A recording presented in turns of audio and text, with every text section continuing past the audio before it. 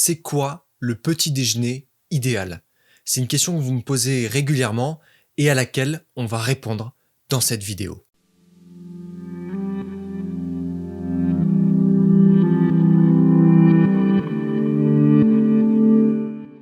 La réponse extrêmement rapide et extrêmement simple à cette question, c'est que le petit déjeuner idéal, c'est un repas qui vous permet d'avoir de l'énergie qui est à la fois durable et constante le plus possible.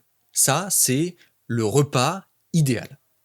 Alors pour avoir de l'énergie durable et constante, il y a évidemment un écueil qu'il faut absolument éviter, c'est le shoot de glycémie. C'est-à-dire qu'on va avoir un repas qui va être tellement riche en sucres simples, des sucres qui vont être assimilés rapidement, que ça va faire monter le taux de sucre sanguin, monter la glycémie rapidement, et ça on veut surtout l'éviter. Parce que si le taux de sucre sanguin monte rapidement avec un petit déjeuner qui est riche par exemple, comme le petit déjeuner traditionnel français finalement, quand on a du pain blanc avec de la confiture, avec des viennoiseries, tout ça, ça va faire monter le taux de sucre sanguin, et donc très rapidement le corps il va se dire oulala, il y a beaucoup de sucre dans le sang, donc je vais activer l'insuline pour réduire ce taux de sucre sanguin et le faire revenir à la normale, et ça va créer en fait une espèce de dépression, c'est-à-dire qu'on va être très haut en sucre et d'un coup très bas, et donc on va avoir un gros manque d'énergie soudain. Donc ça, il faut absolument l'éviter sur un petit déjeuner. Maintenant, du coup, en termes de composition du petit déjeuner, qu'est-ce qu'il faudrait avoir si les sucres simples c'est pas bon?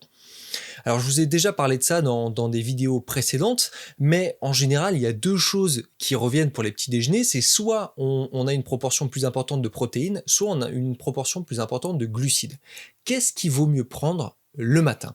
Eh bien je vous ai déjà dit ça, mais il y a des études qui ont montré qu'il est préférable le matin d'avoir plutôt une bonne proportion de protéines, parce que les protéines sont riches notamment en un acide aminé en particulier, enfin en tout cas il est plus présent dans les sources de protéines, c'est la tyrosine. Et la tyrosine, c'est un acide aminé, donc un bloc qui est constitutif des protéines, c'est-à-dire que les protéines sont des blocs d'acides aminés, et donc la tyrosine, elle va favoriser la bonne sécrétion des hormones notamment activatrices, que sont l'adrénaline, la noradrénaline et la dopamine. Donc grâce à cette tyrosine en présence dans les protéines, on va avoir plutôt une activation. Donc c'est idéal le matin, puisqu'on démarre la journée, on veut avoir de l'énergie, on veut être activé.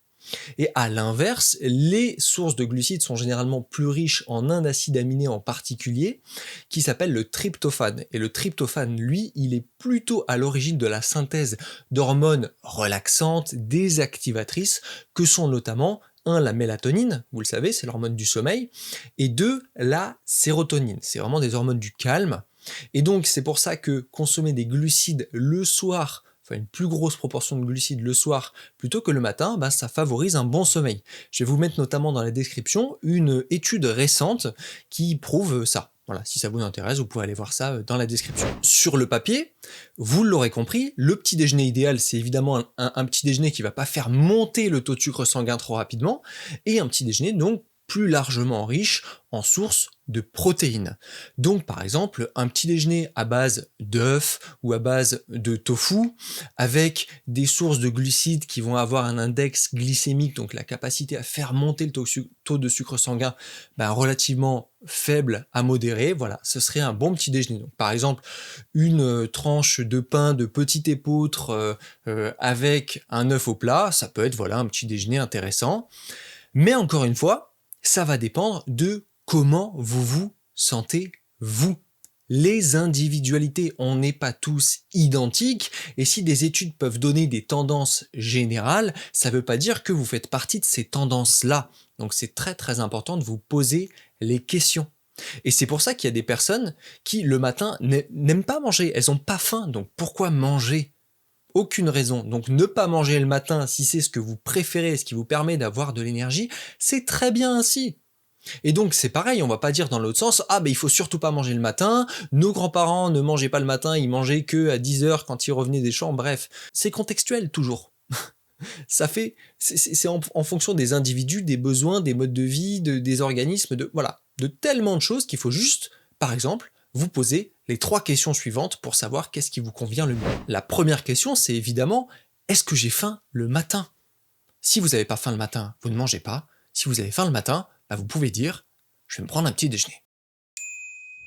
La deuxième question à vous poser, c'est avec quel modèle de petit déjeuner je maintiens le mieux mon énergie?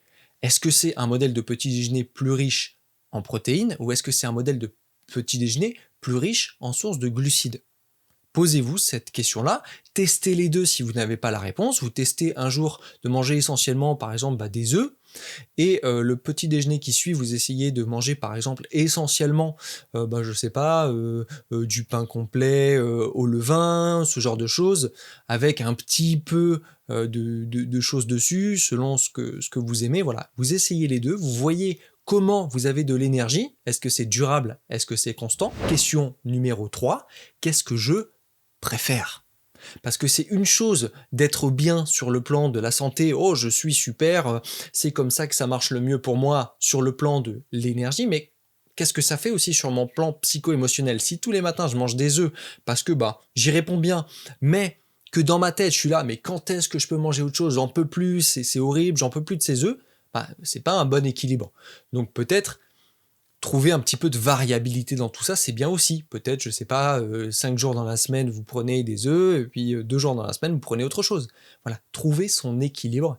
Et ça, finalement, c'est vraiment le secret du petit déjeuner idéal. C'est le petit déjeuner qui évolue avec vous en fonction de vos besoins et de vos envies. Voilà la Feel Good Family, j'espère que cette vidéo vous aura plu, qu'elle aura répondu à vos questions. Dites-moi dans les commentaires quel est votre petit déjeuner idéal, ça m'intéresse. Si vous n'êtes pas abonné à cette chaîne YouTube, je vous invite à le faire tout de suite en cliquant sur le petit bouton juste sous la vidéo. Moi d'ici là je vous dis à la prochaine, prenez soin de vous.